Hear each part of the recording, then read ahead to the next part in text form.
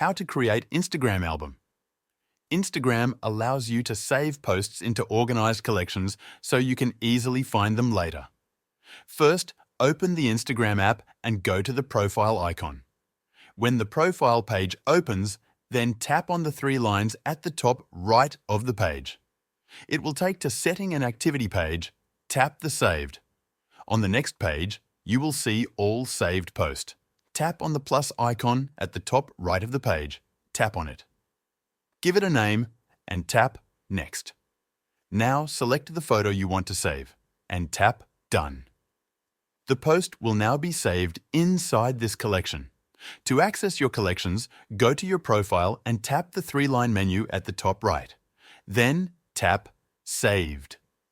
Here, you will see all your saved posts organized by collections.